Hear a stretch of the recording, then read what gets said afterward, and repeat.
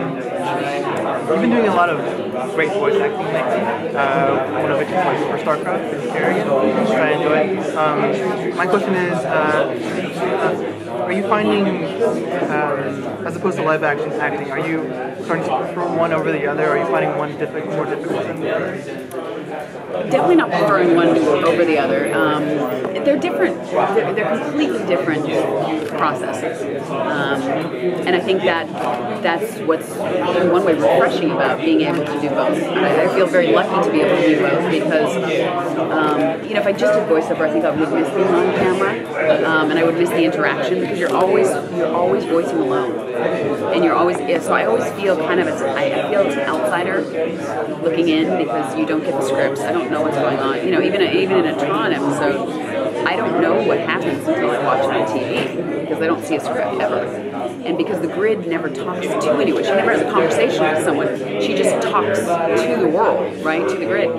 I don't even have any idea. I never even talk to another character. So I just go in and I see my lines and I say my lines. So I would miss, I think, that interaction with working off another actor. I mean, it's fun to work off other actors, and you know, it changes your performance because of what they give you or don't give you or whatever. So I would miss that if I just did voiceover. Just in general, is it hard to kind of mute, I guess, emotion, because you're well known for being super villain. Even on Burn Notice, I really loved you on Burn Notice as well. But just to kind of mute that down, just be kind of a neutral character that you don't know which way. It is. I actually always leave the booth going, what did I do? Because you are used to, you know, and part of the fun of acting is really getting to try different things and trying to seem more vulnerable and trying to seem tougher or whatever. And, you know, in the first session we did play with it a little bit. You know, we said, okay, we're not quite sure, they weren't quite sure exactly what the grid voice should be. So we tried it more soft, we tried it higher, and then we ultimately settled on this star voice, you know, kind of thing. I'm getting a little hoarse, so I can't even do it. But but because of that, my sessions are quite compact and quick because, you know, even if Beck's doing a scene or Zed's doing a scene with Mara, there's a scene that, you know, he's going to be more kind of enthralled with her or more stand up to her or whatever. So those actors will definitely try things different ways, and you basically feel like you're a more fleshed out actor than if you're doing something that is very kind of even and whatever. So that's the biggest challenge, is not wanting to try and put some inflection in there or put something in there, put some emotion in there. So did I hear rumor that you were going to do a little appearance on Husbands? I did. Yes, I shot that already. Yes. I'm not sure. Oh, you did? You talked to Jane? I don't know where it is when it comes out. I don't have that yet. But yeah, I did a little cameo, a little fun, silly, goofy thing.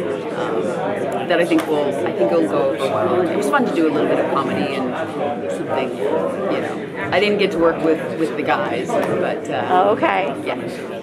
So, but they were there. Got to meet them, and you know, I think the web series that they're doing is a lot of fun, and it also hits on a lot of good points and issues. So when Jane emailed me, I was like, yeah, sign me up.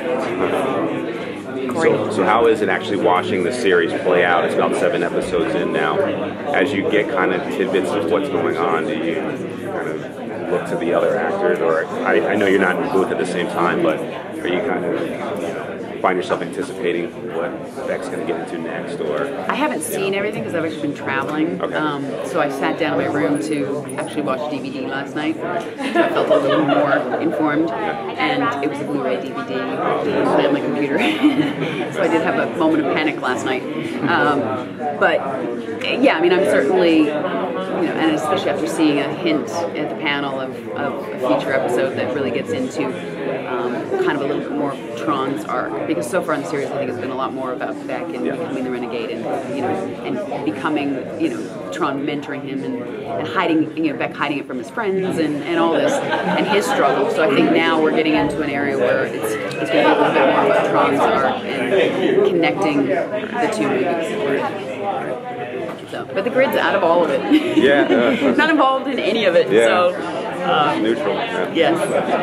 Neutral territory. Yes. How about just kind of how you nuanced your voice from what you did in Mass Effect video games? The character you played there. I mean, it's kind of slightly similar. To the Grid, you know. To the Grid? Yeah. Yeah. Actually, in Mass Effect 2. You know, because in Mass Effect they slightly alter my voice. Right. They digitize it or do something with it. So the actual voice is very similar, the ED voice and the Grid voice. Right. But with the Grid it's not altered. Right. So it does sound different, even though if you were to hear the recordings, the plane recordings, they would actually be quite similar. But I'd already shot Mass Effect 2 and had done most of my Mass Effect 3. So I wasn't worried about it sounding too similar because I knew what they did to my voice. And then in Mass Effect 3, when Edie took on a body, there was a little bit more personality, and we had discussed it. And you know, she got a little cheekier, and she also, you know, it's not like she was understanding like Cylons necessarily and growing and learning, but she was experiencing it more, and so you have more knowledge of something if you've experienced it. But she did get a little cheekier, so I think the voice, and then she also, we could put more inflection in her voice because she was actually going out on the missions.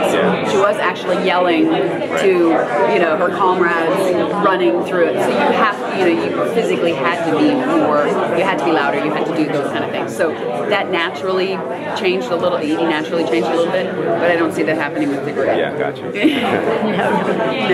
you have anything else coming up? I do. I just actually found out my pilot's not going forward. So I was under hold for the last 6 months for Sentinel missing, and just found out it's not going. It's kind of heartbreaking when I think it's stories that really should be out there, and there's nothing like it on TV right now. Canine search and rescue. So, you know, but that's the nature of the business. And you move on, and got some other things cooking, but you know, not going to mention them until they're actually signed on the dotted line. You never actually know. I could be filming in 2 weeks, but we'll see. So, you never want to jinx anything. You get a lot of parts that are like sci-fi-ish, and you know, you mentioned Sentinel missing. Are you actively seeking like more roles like that, or more dramatic, or? You know, I certainly don't try and just do one thing or another. You know, in The Firm, I just played all season a very hard attorney. I definitely tend to get cast more in Criminal Minds. I was a sadistic serial killer. I've got my eye on another serial killer role that I'd really love to do. It's only in development right now, so who knows how long that'll take to develop. It could be a year or 2 years away.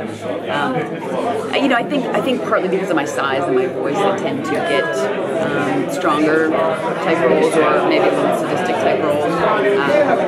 See, your options are also by how other people perceive you. You know, you can go in. I certainly want to. You know, I am seeking out either maybe more mainstream roles or something, only because I think it's career longevity. You know, I think if you just stick to one genre,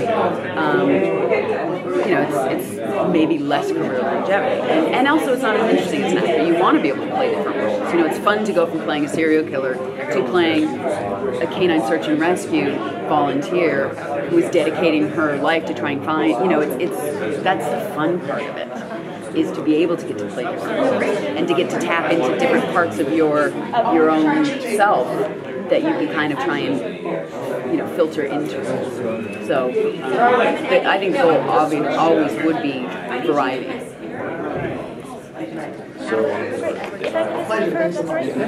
Thank you. Thank you very much. We have one last hit.